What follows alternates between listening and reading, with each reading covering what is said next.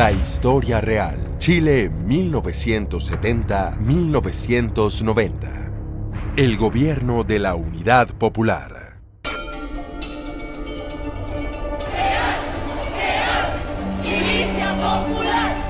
Chile en 1970 estaba, por supuesto, inserto en lo que pasaba en el mundo, porque estábamos en medio de la Guerra Fría.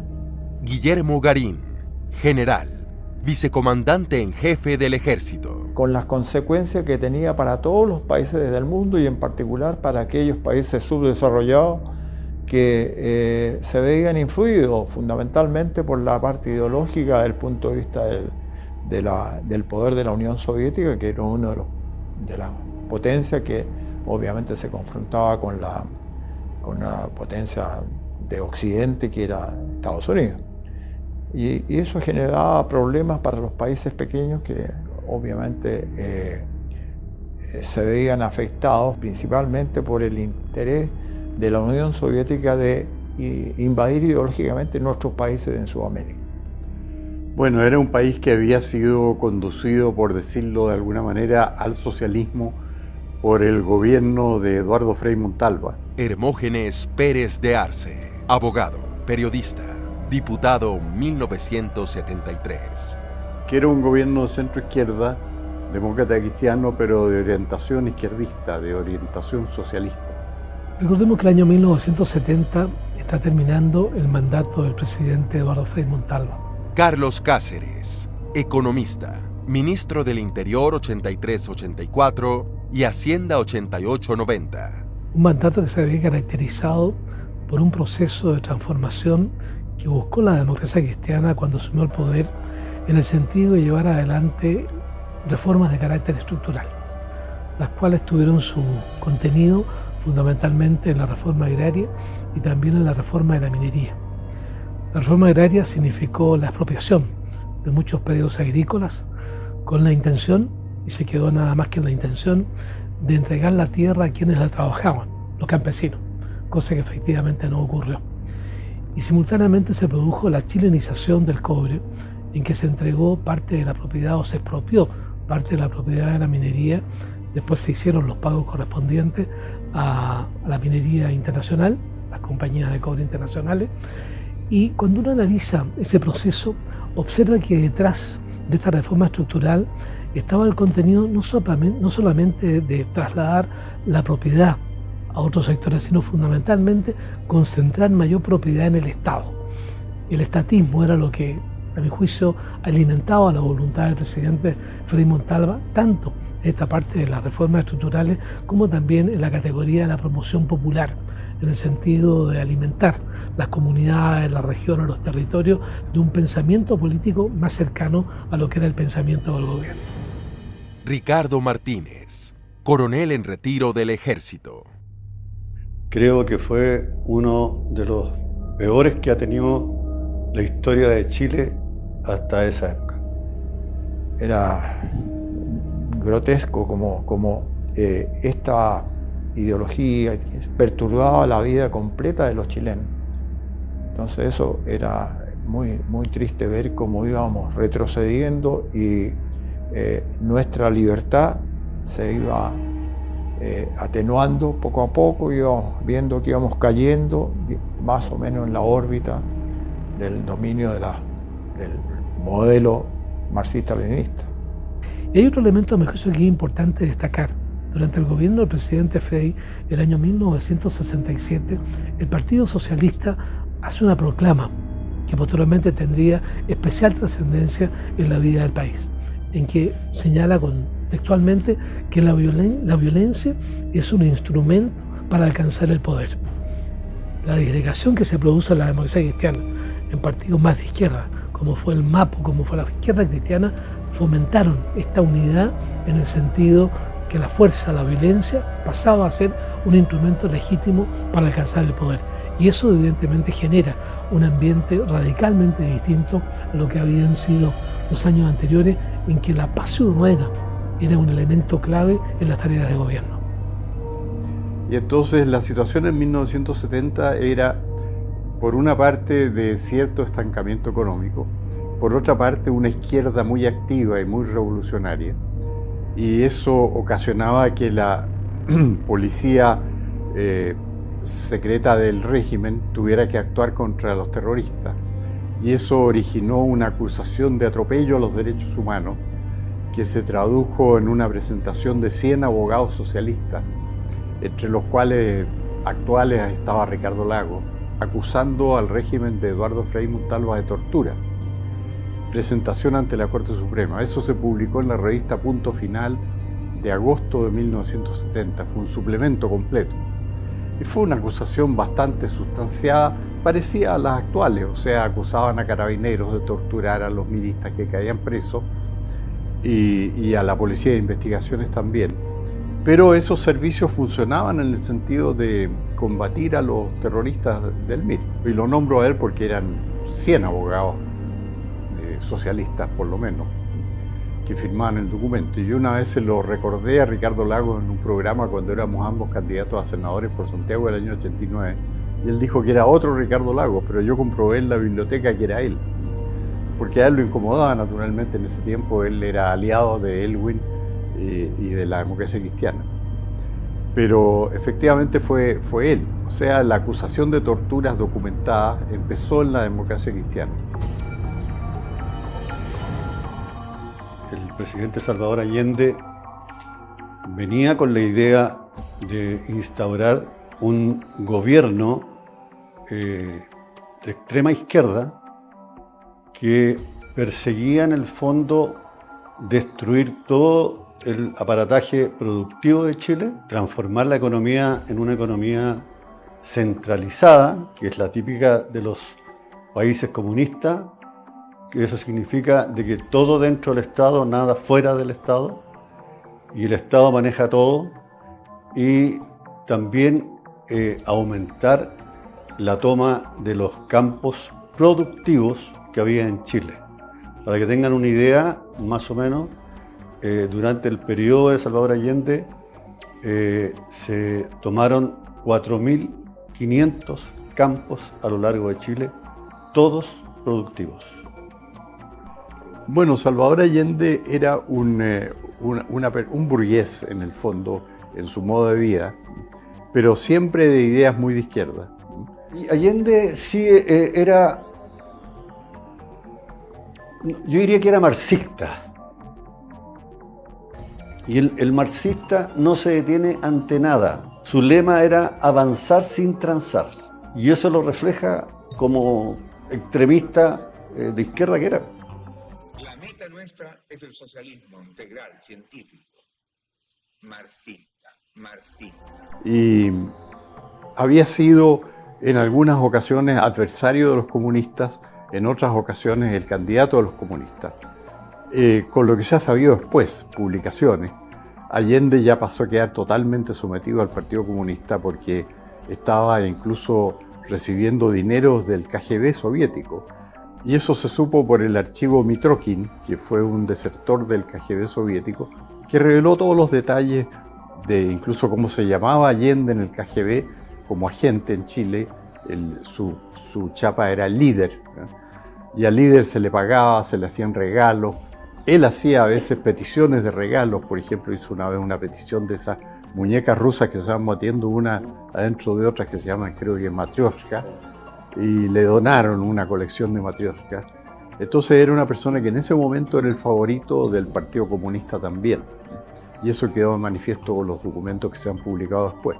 Bueno, hubo tres candidatos. El candidato don Jorge Alessandro Rodríguez, que representaba la centro-derecha, era el representante de los partidos conservador, liberal y parte también del partido radical. Estaba también don Radomiro Tomic, que representaba a la Democracia Cristiana, y finalmente el candidato Salvador Allende, que fue el que finalmente triunfó en la elección, que representaba a los sectores de la izquierda más tradicional y también al Partido Comunista, dado que Pablo Neruda había dejado la candidatura y había permitido que el Partido Comunista apoyara la presidencia o la candidatura del presidente Salvador Allende. Ahí se produce un hecho muy importante también en la vida del país, en el sentido de que la diferencia de votos que hubo entre el candidato Alessandri y el candidato Salvador Allende fue una diferencia de 30.000 votos, prácticamente no significativa. Pero esto implicó de que, dado que ningún candidato obtuvo la mayoría de los votos ciudadanos, fue el Congreso Nacional el que finalmente determinó quién ganaba la presidencia. Y ahí se produce el famoso acuerdo llamado Estatuto de Garantías, que se firma dentro de la democracia cristiana, y los partidos que apoyaban al presidente electo, no presidente electo, al candidato que había obtenido la primera mayoría, Salvador Allende, y se genera este acuerdo para que en el Senado de la República, en el Congreso Nacional, los diputados y los senadores de ambos partidos de la izquierda y de la democracia cristiana voten a favor del candidato Salvador Allende, y de esa forma él adquiere la presidencia de la República. El Congreso Pleno proclama presidente de la República para el periodo comprendido entre el 3 de noviembre de 1970 y 3 de noviembre de 1976 al ciudadano Salvador Allende Gosse. Se levanta la sesión. Años más tarde, un famoso escritor francés, Roger de Rey, señaló, entiende, que la firma del Estatuto de Garantía había sido simplemente la fórmula para llegar al poder. Después lo que se hiciera con el poder no tenía ninguna relevancia. Roger le dice al presidente Allende que cómo se le ocurrió firmar ese Estatuto de Garantía. Entonces le dice, bueno, si lo importante era asumir el poder para poder llevar adelante nuestro modelo político.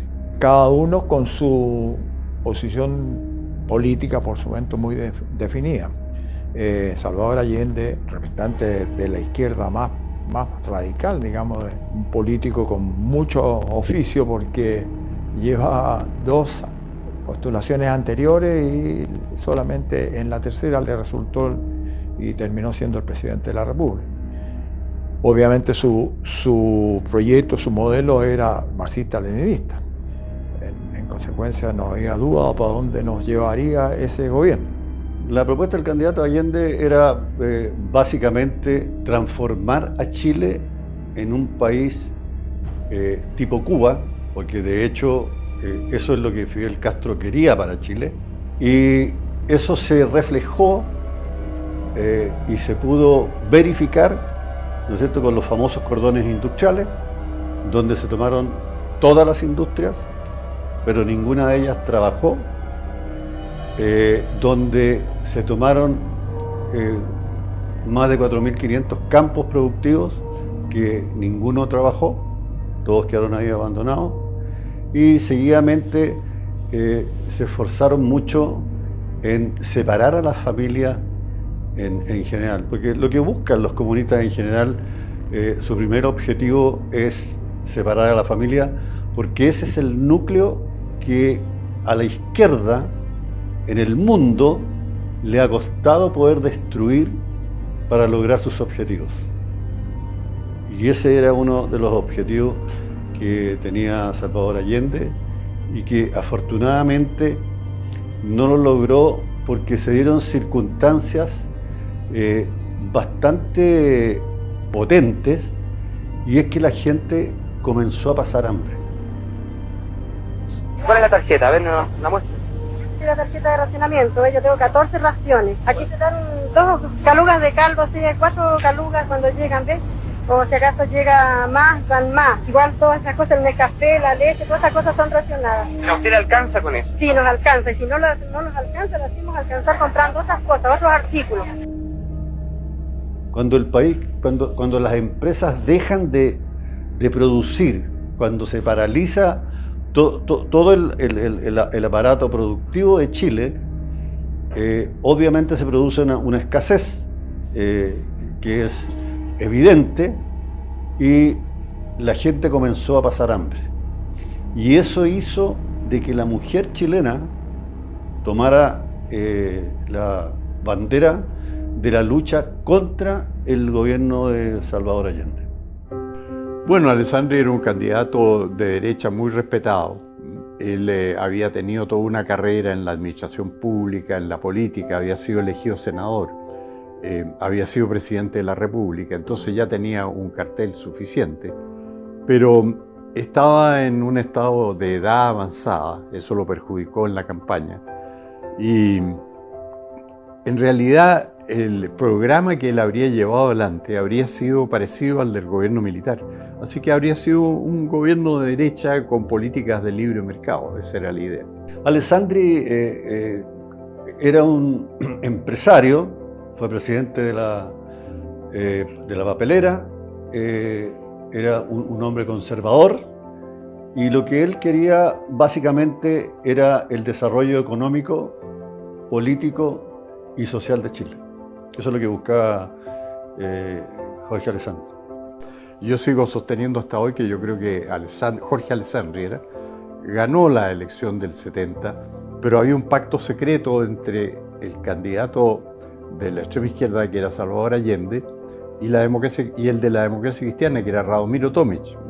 Y era secreto, así que ni siquiera en la democracia cristiana lo conocían, pero ellos dos habían pactado de que en caso de ganar a Alessandri, si era por menos de 100.000 votos de diferencia, iban a votar el uno por el otro, o sea, si hubieran salido segundo, habrían sido elegidos presidente de la República Allende o Tomic, de acuerdo con ese pacto. Entonces yo creo que de hecho en la elección debe haber habido muchos votos de Alessandri que se fueron por la falta de vocales de apoderados de mesa y controles que se producen cuando la gente no participa activamente en la política, y en eso la democracia cristiana y la izquierda eran mucho más activas que la derecha. Mira, la elección misma, yo creo que recuerdo que teníamos preocupación de qué es lo que podría pasar en la elección, incluso violentina. Habían ya movimientos extremistas en actividad.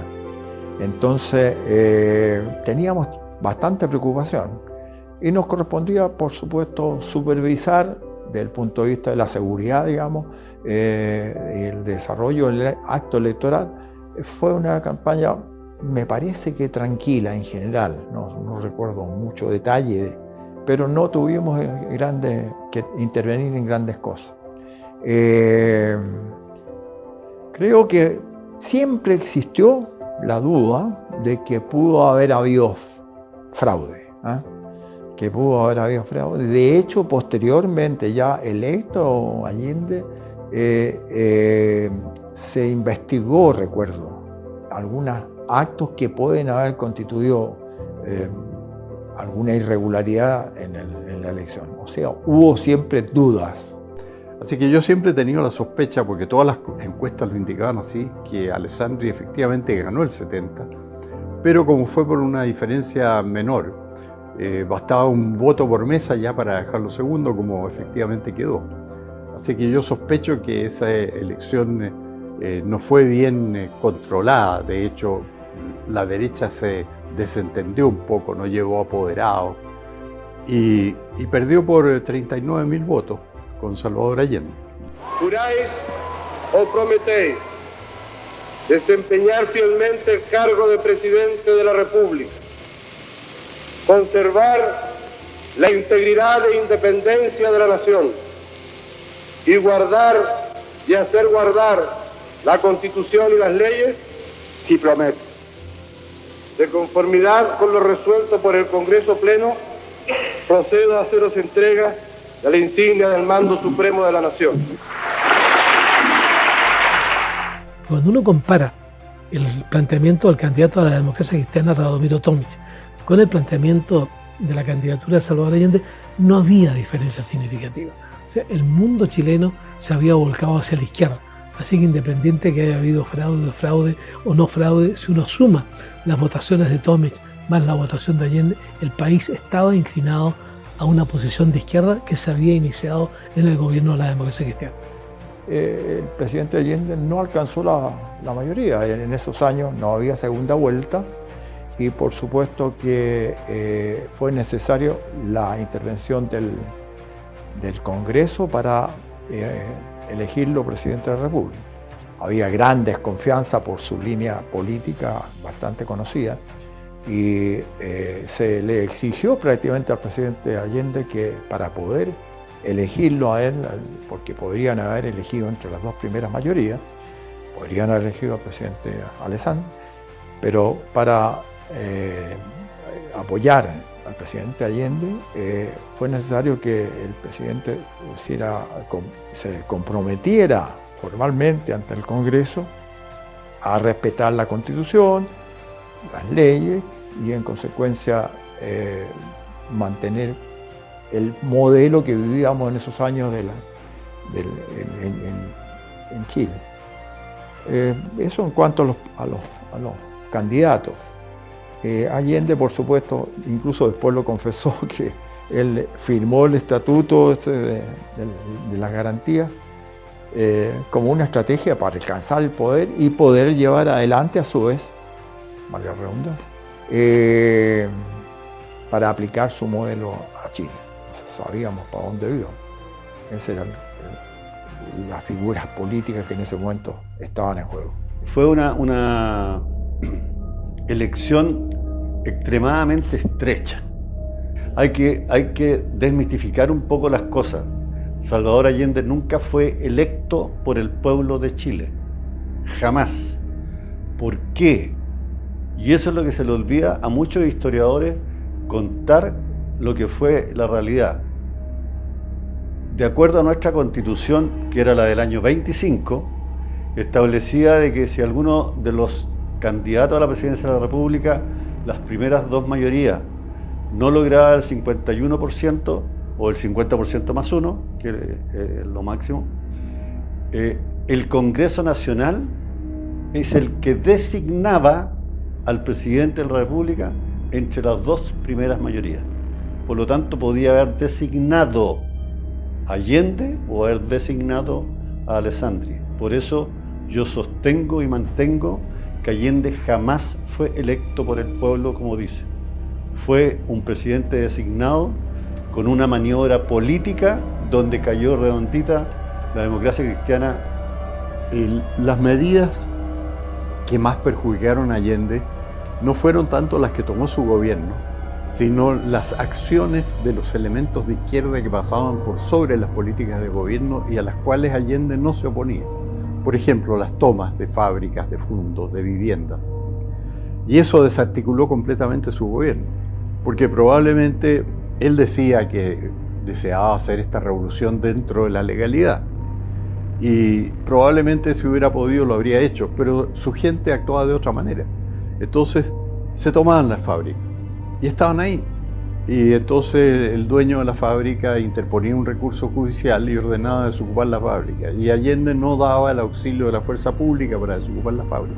Entonces se formó lo que pasó a llamarse el área social de la economía, que no era social en el sentido legal, sino que eran todas las entidades, fondos, fábricas, viviendas que se habían tomado. Y eso le desarticuló completamente la economía. El cantante Allende tenía una propuesta muy clara y conocida por toda la ciudadanía. El ánimo, el propósito que él tenía era transformar a la sociedad chilena a una sociedad marxista-leninista. Ese era el propósito fundamental. Y cuando uno lee las llamadas 40 medidas, que fueron como el argumento central de la campaña de Salvador Allende, uno deriva de esas 40 medidas el pensamiento muy claro en que todas las medidas que estaba pensando tomar era transformar a la sociedad chilena en una sociedad marxista. Creo, entiende, que ese era el gran propósito del programa de Salvador Allende y fue lo que intentó hacer en los 3 años que duró su presidencia. Y cuando uno hace una especie de división del periodo del presidente Allende, observa una unidad de objetivos muy clara en cada uno de los 3 años en que él gobernó. El primer año, el año 1970, fundamentalmente el año 1971, yo lo llamaría el año de las expropiaciones. El presidente Allende, ya en el ejercicio del mando, recuerdo perfectamente bien, la noche de Año Nuevo, entre el año 70 y 71, él anuncia la estatización de todo el sistema crediticio chileno. Muy convergente y muy coherente con la idea de quien maneja el crédito, al final maneja todos los niveles de producción. Una primera medida muy clara y muy precisa. Posteriormente vino la estatización de las minerías del cobre, segundo paso en el ánimo de concentrar el poder económico en manos del Estado, que se transforma posteriormente en poder político. El segundo año yo lo caracterizo por el año de la inflación.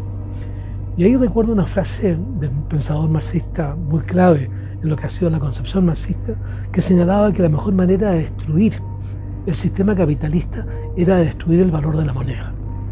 Cuando se pierde el propósito de la moneda, que es servir como medio de intercambio, ahí surge inmediatamente la necesidad que una entidad superior comience a administrar el proceso de intercambio de bienes y servicios. Y eso Allende lo tenía muy claro, y la inflación, el ministro de Hacienda en ese entonces era don Américo Zorrilla, persona recordada de memoria, un obrero gráfico del del siglo, sin tener tampoco las competencias profesionales para ejercer el cargo, aumentó el gasto público de forma desmedida. En ese entonces no había un banco central autónomo e independiente, y eso se traducía finalmente en creciente proceso de inflación. Desde luego, ¿quién está en el poder? Está el pueblo representado por quién, por los trabajadores, organizados en central única, que tienen representación en todos los escalones del gobierno.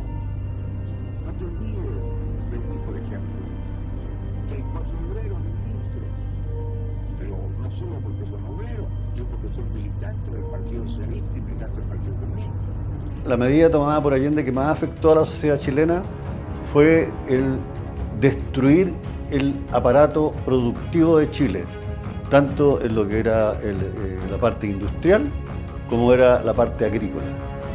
Y eso lo logró de forma muy rápida. Había mucha gente ciega que lo seguía creyendo que íbamos a tener un paraíso sobre la tierra, y rápidamente conformó los famosos cordones industriales, los cuales objetivamente no tenían ninguna intención de hacer andar las industrias, sino que solamente tomársela. De hecho, hay muchas de ellas que destruyeron la maquinaria que había en la industria para la producción. Soy uno de los primeros fundadores de ese comité, me he mortificado hasta así. Quiere que los compañeros también se mortifiquen y estamos unidos por la unión para echar abajo los patrones. ¿Y usted, compañero, a dónde trabaja? En CIEM Ditela. ¿Dónde? CIEM Ditela.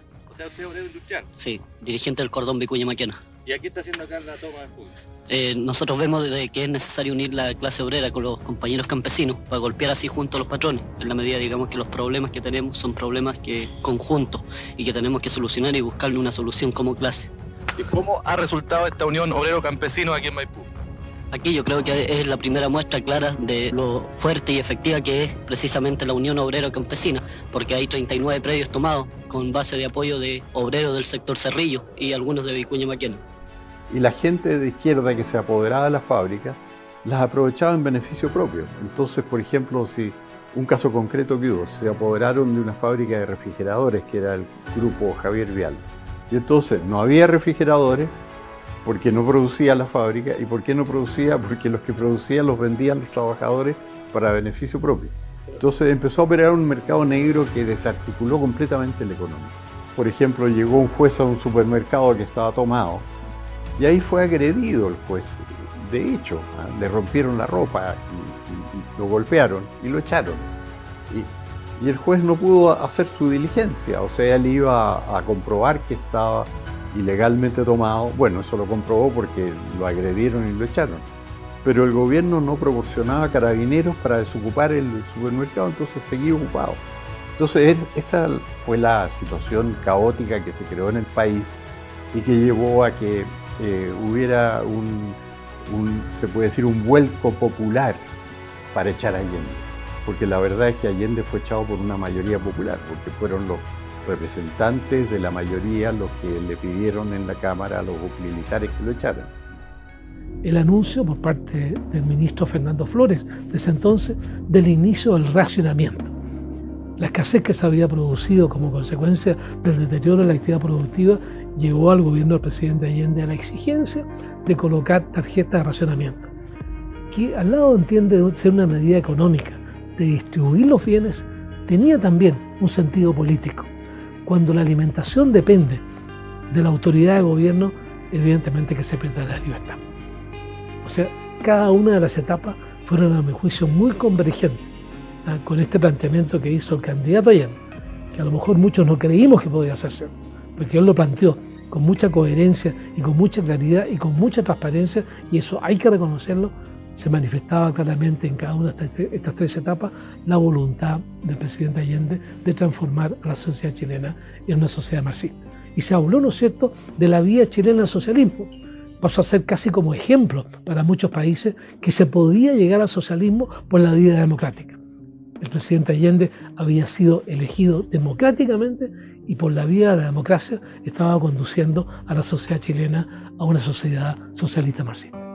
Bueno, la más elevada, digamos, de las medidas del presidente Allende que dañó la convivencia de los chilenos fue este intento de aplicar el modelo marxista-leninista en Chile. Los chilenos somos amantes de la libertad y ese modelo lo teníamos aquí a la cuadra con Cuba, que realmente era una cárcel de tipo comunista, y obviamente que para nosotros eso no era el ideal. Yo creo que la gran masa de los chilenos no quería esa. Pero esa fue, para mi gusto, la principal medida tomada por el gobierno del presidente Allende para someternos al modelo que era muy cercano a sus ideas.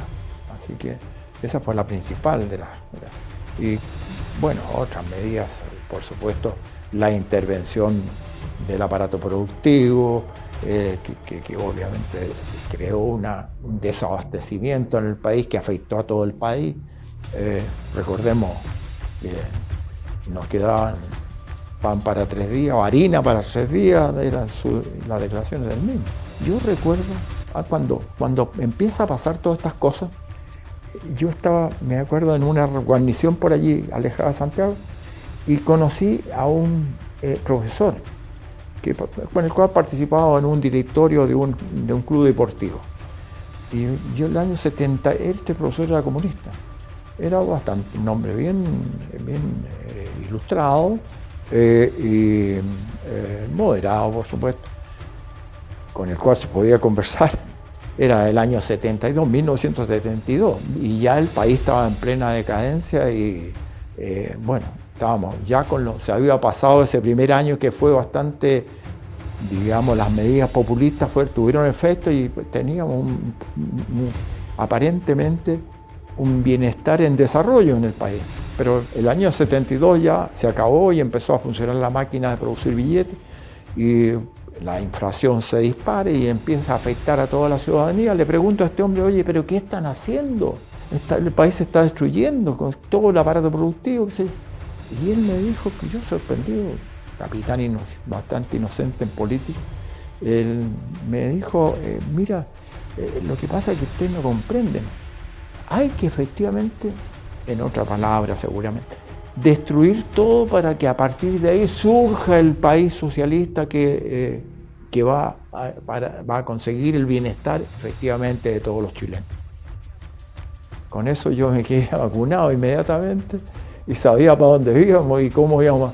Y yo ahí mismo pensé, fíjate, y esto es una cosa, una infidencia, porque no se lo contaba a nadie, pero me di cuenta que esto iba a terminar en manos nuestras. El llamado a crear, fortalecer y multiplicar el poder popular, el poder de los comandos comunales, el poder de los obreros y los campesinos.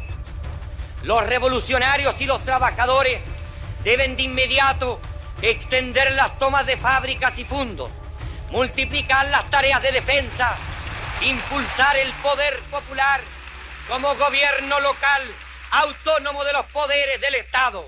Lo que pasa es que el factor Fidel Castro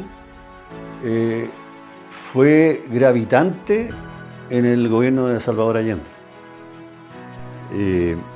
Intervino mucho, podríamos decir, en la política interna, llenó el Estadio Nacional, habló horas ahí, se veía como que tenía un respaldo popular grande, pero él se desilusionó de lo que vio en Chile en cuanto vio que el gobierno estaba fracasando en llevar adelante una política que fuera viable, ¿no? Recordemos que el año 1959 ocurre la Revolución Cubana. Asume Fidel Castro el mando de la nación Y allí se genera una reacción por parte de Estados Unidos en el sentido de que la llegada de Fidel Castro a la presidencia de un país latinoamericano podría significar una influencia del pensamiento marxista en el resto de los países latinoamericanos. Y el presidente Kennedy, como una manera de contrarrestar esta evidente influencia que podía tener el mundo marxista en Latinoamérica, establece lo que se llamó la Alianza para el Progreso. Una alianza que implicaba de que Estados Unidos le iba a entregar recursos de crédito y de ayuda a los países latinoamericanos en la medida que estos países llevaran adelante las denominadas reformas estructurales. Chile fue el campeón de esa reforma en el gobierno de Frei y en el gobierno de Allende. Y desconozco si recibió algún dólar proveniente de la Alianza para el Progreso, pero las reformas estructurales finalmente se hicieron. Lo que quería Cuba era precisamente de que tuviera éxito el gobierno de Allende para así poder ir instalando gobiernos de izquierda en el resto de los países de América Latina. Y por eso que era tan importante y hay que acordarse de que cuando vino Fidel Castro a Chile, estuvo un mes en Chile, cosa muy poco habitual.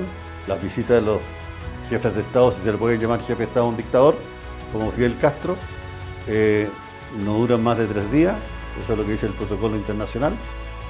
Por lo tanto, él lo que vino a hacer es a controlar cómo iba avanzando el proyecto llamado Salvador Allende en Chile. Entonces, él durante la visita declaró que él se había hecho mucho más extremista y más socialista y más radical de lo que había llegado, porque había visto en Chile cuál era la consecuencia de permitir que existiera una oposición y que existiera libertad de prensa que denunciaba todas las situaciones que pasaban, cosa que en Cuba él no permitía. Entonces, en Cuba todavía no había registrado una decadencia tan grande como la que vino después, pero ya tenía muchos problemas. Entonces, en el fondo él dijo, eso lo dijo públicamente, me voy mucho más extremista, dijo, radical y socialista que nunca, porque se dio cuenta de que el socialismo en democracia no funciona, y eso es lo que él comprobó en Chile. Y eso es verdad, el socialismo en democracia no funciona, no ha funcionado en ninguna parte. La influencia de Fidel Castro, yo creo entiende que él vino a apoyar la gestión del presidente Allende. Se había consolidado este pensamiento marxista y él veía, entiende que Allende mostraba una cara distinta, en el sentido de que por la vía democrática se podía llegar al socialismo marxista. Y por lo tanto, él se consideraba con la necesidad de darle el apoyo con su visita, que originalmente era de pocos días y se transformó en una visita muy larga, digamos, que prácticamente recorrió buena parte del país, y al final poco menos que Allende ya le decía, hasta bueno ya, ¿no es cierto?, mejor que se vaya, con los discursos que pronunció en el Estadio Nacional y que generaron evidentemente bastante molestia por esta permanencia tan prolongada, que ningún presidente de la República, que está evidentemente preocupada por lo que acontece en su país y viaja, ¿no es cierto?, por periodos muy cortos de tiempo, esta estadía significaba que Fidel Castro le daba una especial importancia a lo que estaba ocurriendo en Chile. Y se constituyó prácticamente en un activista de alto rango, digamos. Y yo creo que esa fue la finalidad y por supuesto, como era un orador, por lo menos muy prolongado, por decirlo entre comillas, la gente lo escuchaba. Y como había operado una propaganda y el manejo comunicacional para promocionar a Fidel Castro, tuvo su público y bueno, yo creo que también sirvió para que los que no comulgaban con esas ideas se dieran cuenta de cuán poderoso era el efecto de la participación de Cuba en estos modelos de gobierno que se trataban de incorporar a los países, especialmente subdesarrollados de Latinoamérica. No sé, lo que esos partidos han logrado en los sectores de pobladores, la gente con menos conciencia, tener arraigo, en algunos sectores del campesinado. Tú sabes que hay una masa en Chile de un porcentaje alto de analfabetos, gente que no hemos podido inclusive todavía incorporar, plenamente la lucha del pueblo. Bueno, y yo tengo una impresión que esa resistencia acude a los procedimientos clásicos, además desarrollados, y son procedimientos que nosotros calificamos de fascistas y que tratan por tanto de ganar masa con la demagogia si es posible en los sectores más atrasados de las capas humildes y ganar masa en las capas medias. Y entonces ahora falta una cuestión por demostrar: si esos intereses se resignarán pasivamente a los cambios de estructura que la Unidad Popular y el pueblo chileno han querido llevar adelante. Y es de esperar, si nosotros vamos a analizar teóricamente esta cuestión, que hagan resistencia fuerte e incluso hagan resistencia violenta. De manera que sea un factor que no se puede descontar en absoluto de la actual situación chilena, a mi juicio. Que hagan resistencia fuerte e incluso hagan resistencia violenta. Había libertad de prensa, pero con atentados contra la libertad de prensa por parte del gobierno. Cerraba diarios con frecuencia. La Mañana de Talca, recuerdo unos diarios cerrados, clausuraba radio. Yo tenía un programa en la radio de agricultura y de repente clausuraban la radio y pasaban semanas sin poder transmitir. Entonces era una libertad de prensa que sufría atentados por parte del gobierno, pero que no era suprimida por el gobierno. El diario El Mercurio en toda su historia nunca había sido suspendido de circulación y un juez de izquierda decretó la suspensión del Mercurio y dejó de salir varios días. Pero entonces se presentó un recurso ante la Corte Suprema y el Mercurio pudo volver a reaparecer. Quiero señalar frente a ustedes lo que es la moral de alguna prensa. Que no insistan, como insiste el Mercurio hoy día, en una actitud antinacional, antidemocrática. O sea, funcionaba más o menos el Estado de Derecho con una visible vocación del gobierno por evitar el ejercicio de todas estas libertades porque obviamente no le convenían. La prensa de oposición creaba un clima de impopularidad por el fracaso de las políticas de gobierno. Y ellos estaban poco a poco armándose, en el sentido de tener armas, para dar un golpe. Eso era evidente que iba a suceder. Y el propio Allende en una oportunidad cayó en una trampa sin darse cuenta, porque recibía muchos periodistas extranjeros, lo entrevistaban a él, y en una oportunidad él creyó que recibía un periodista alemán de Alemania Oriental y suponía que era comunista como él. Y entonces el periodista, en este malentendido que Allende no percibió, le preguntó si iba a haber elecciones en 1976 de presidente de la República cuando terminaba su plazo. Y Allende le dijo paladinamente, pensando que era comunista y que eso no tenía consecuencias, le dijo: no, compañero, sí, sabemos que no puede ser así. Y el periodista alemán occidental lo publicó así en Alemania Occidental y se prestó para muchos comentarios aquí en Chile, porque Allende involuntariamente cayó en una trampa. Porque acordemos que en ese tiempo prácticamente la televisión era incipiente. Por lo tanto, las radios también, entre ellas estaba la radio Agricultura, que era absolutamente una radio que le hizo la pelea hasta el final a Salvador Allende, y en su momento la radio Cooperativa, que también fue opositora a Allende, y por eso fueron en algún minuto silenciadas, al igual que algunos canales de televisión, de los pocos que había.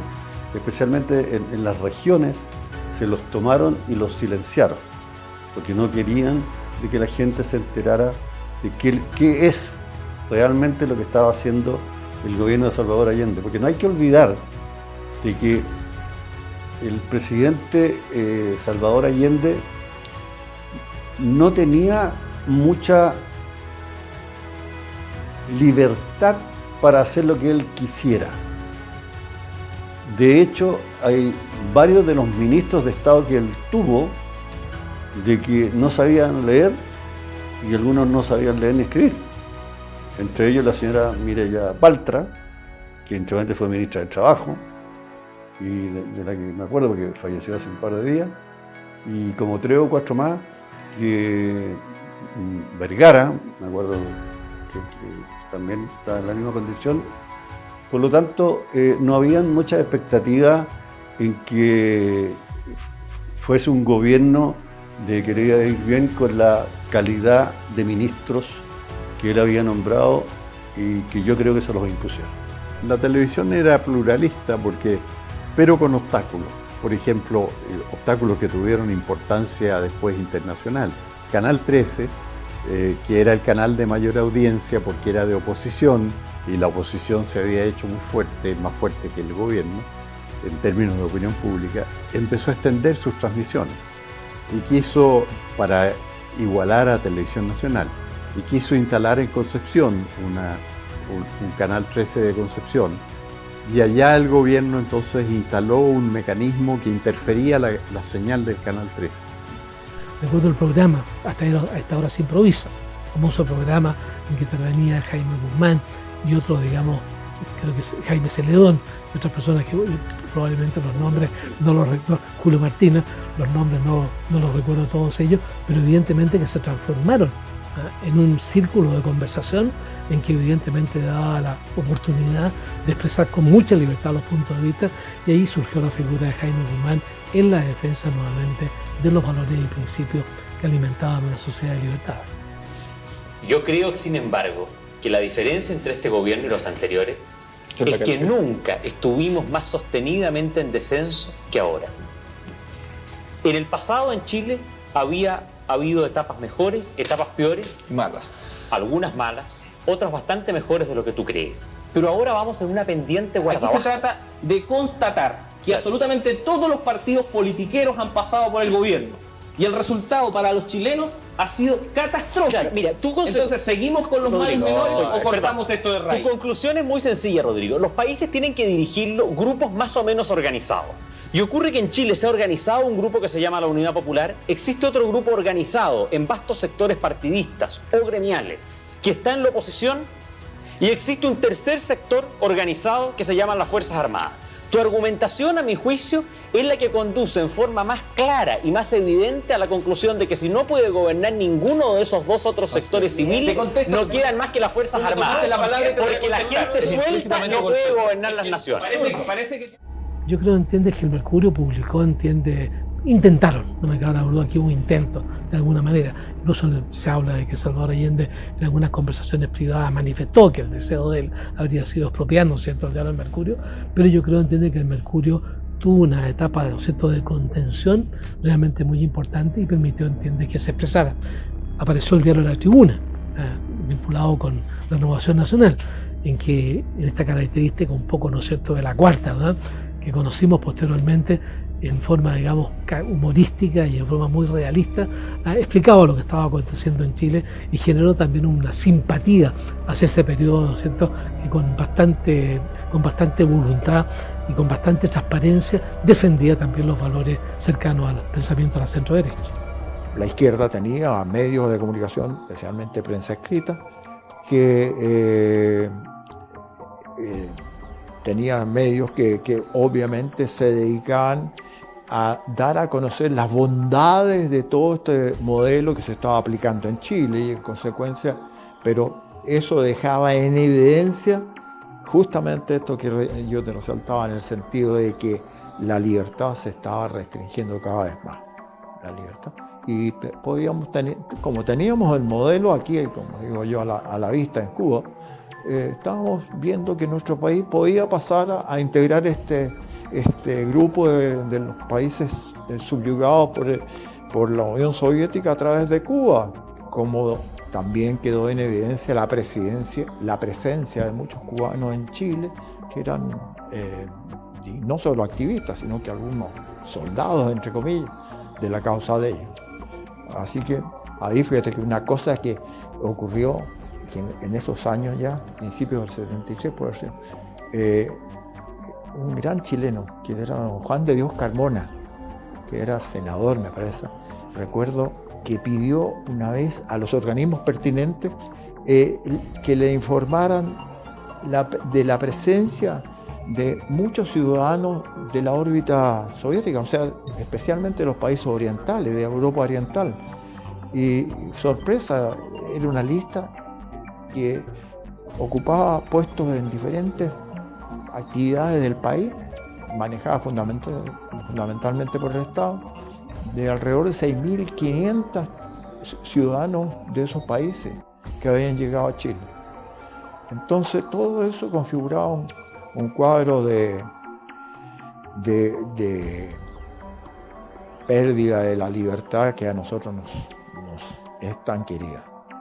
Entonces la prensa empezó a denunciar estas cosas, pero bueno, desgraciadamente seguía en el poder, digamos, el poder derivando más a una situación radical en el país y se empezaba a configurar un cuadro muy peligroso de guerra civil porque las posiciones estaban muy confrontadas. Así que se quebraban las Fuerzas Armadas después y nos metíamos en una guerra civil muy, muy grave, muy peligrosa.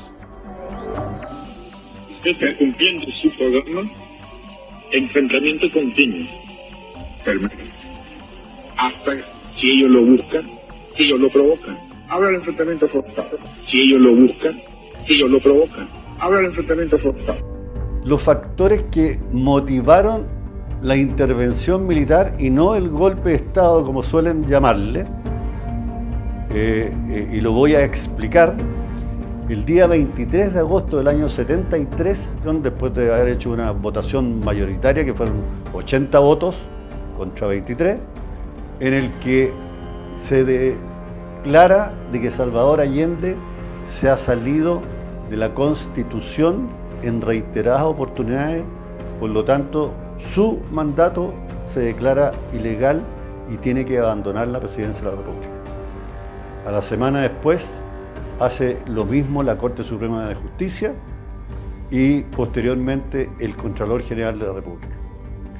Basado en esos tres aspectos que son de mucha importancia y estaban dentro de la Constitución Política de la República de esa época, que era la del año 1925, repito, lo que hicieron las Fuerzas Armadas fue pronunciarse, y esa es la razón de por qué se define como pronunciamiento militar y no golpe de Estado. Y le voy a poner un ejemplo súper claro.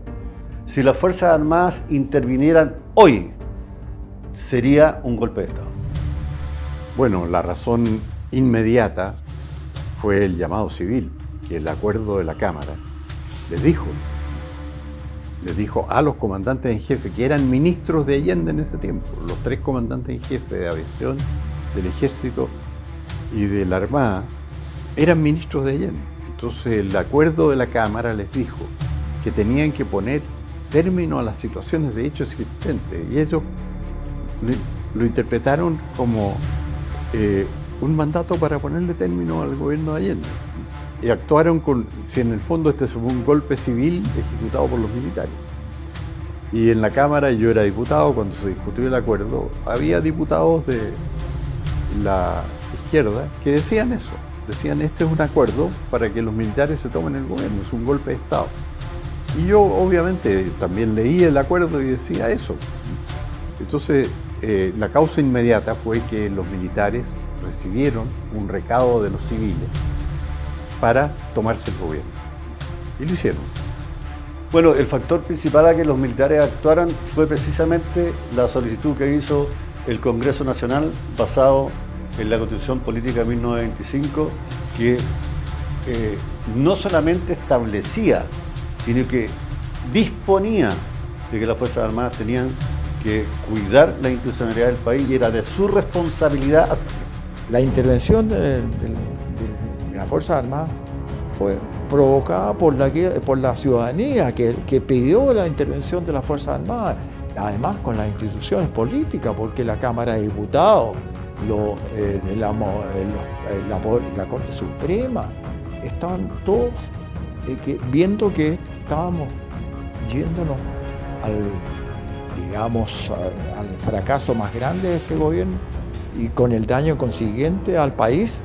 Y bueno, le estaban pidiendo que alguien parara esta vorágine de comunismo que se estaba llevando adelante este modelo destructivo para todo lo que era nuestra institucionalidad y nuestra convivencia entre los chilenos. Así que no me cabe la menor duda que eso fue la principal causa que nos llevó a la intervención, ¿no? Eso y esta lucha de los transportistas que ya se libró en octubre, esta vez tiene que ser una batalla hasta las últimas consecuencias. Así lo hemos entendido todos los que estamos apoyando a los transportistas en su justa lucha. Porque tiene destruido, y este es un gobierno corrompido y degenerado, señor. Inmundo, comunistas asquerosos, tienen que salir todos de Chile. Uno, la crisis económica, que era terrible. O sea, Allende, el 7 de septiembre del 73, publicado en el Mercurio, decía, queda harina para pocos días más. O sea, como diciéndole al país, van a tener hambre, no tienen que comer, porque no comer pan ya es máximo. Entonces había un caos total en la economía. Entonces era evidente que iba a haber un autogolpe. Y esto se producía no porque alguien lo denunciara, que lo denunciaban.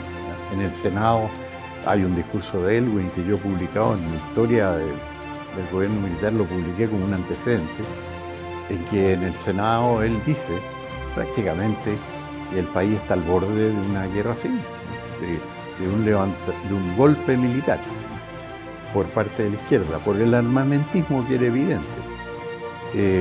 Se hizo tan evidente que en una oportunidad hubo un accidente de tránsito de una camioneta que iba llena de armas ilegales, y cuando llegaron los carabineros hicieron un parte y la camioneta era registrada a domicilio del Palacio de la Moneda y estaba a nombre de la secretaria personal de Allende, que se llamaba Miriam Contreras, y estaba llena de armas. Entonces, todo eso se fue revelando y fue muy importante para formar un clima de opinión de que aquí iba a haber un golpe de parte de la izquierda.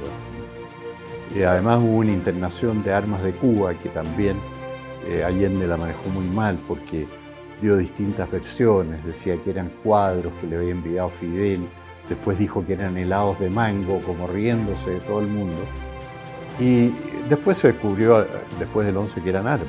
Entonces eso fue muy importante también, la sensación de que si no había un golpe militar, iba a haber un golpe de la izquierda.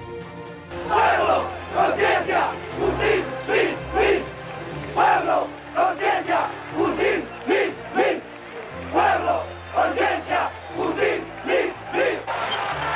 En estas circunstancias, pensamos que la acción de las Fuerzas Armadas simplemente se anticipó a ese riesgo para salvar al país de caer en una guerra civil o en una tiranía comunista. El gobierno de Allende, en 1973, tenía a Chile con una hiperinflación de 606%. Expropió 4.691 predios. Destruyó a Chile en solo 3 años. El 63% de los diputados acusaron al presidente y su gobierno de 20 violaciones concretas de la Carta Magna, incluyendo el amparo de grupos armados, la tortura, las detenciones ilegales, la mordaza a la prensa libre, la manipulación de la educación, la confiscación de propiedad privada.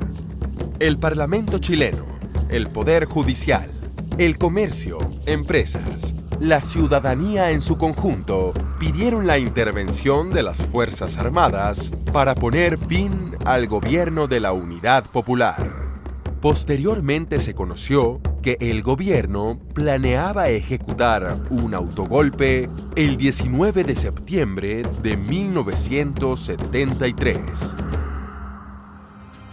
El deterioro de la actividad productiva produjo un cansancio ciudadano que derivó posteriormente en la convocatoria del pueblo de Chile a solicitar que intervinieran las Fuerzas Armadas. Un segundo aspecto, a mi juicio, importante fue la declaración que hizo la Cámara de Diputados y la declaración que hizo la Corte Suprema, hablando claramente de la inconstitucionalidad en la cual se estaba observando el comportamiento del gobierno del presidente Allende, que no se respetaban los fallos judiciales, y la Cámara de Diputados, ¿no es cierto?, alegó porque por la vía de incorporar a militares en el gabinete del presidente Allende, eso de alguna manera, la permanencia de los militares, daba la impresión de que los militares estaban de acuerdo por lo que estaba haciendo en la ruptura del orden institucional, y eso yo creo que finalmente fueron argumentos que derivaron, además de la convocatoria que uno sentía en la ciudadanía chilena. Nos recuerda las grandes manifestaciones, las grandes marchas, el hecho de que las mujeres, ¿no es cierto?, acudían a los regimientos pidiendo la intervención militar. Creo que al final todo eso produjo un ambiente en que las Fuerzas Armadas se vieron forzadas a asumir el poder. En la defensa de los valores de Chile. La historia real. Chile 1970-1990.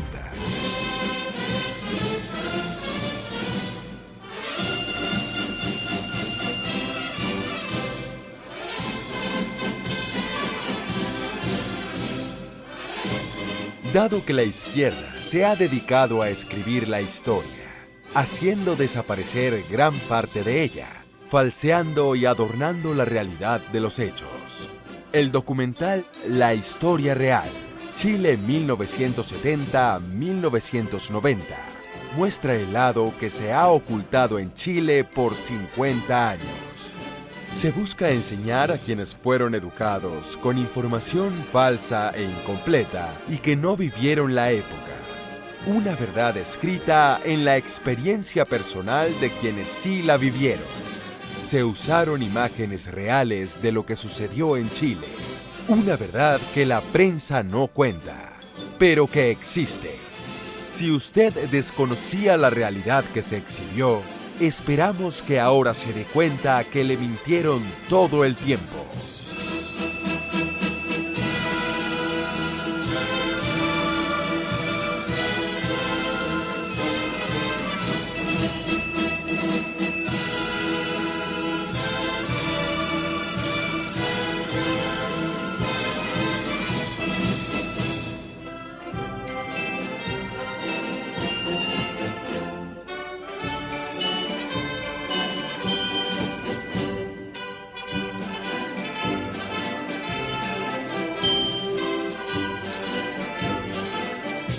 Todos somos chilenos.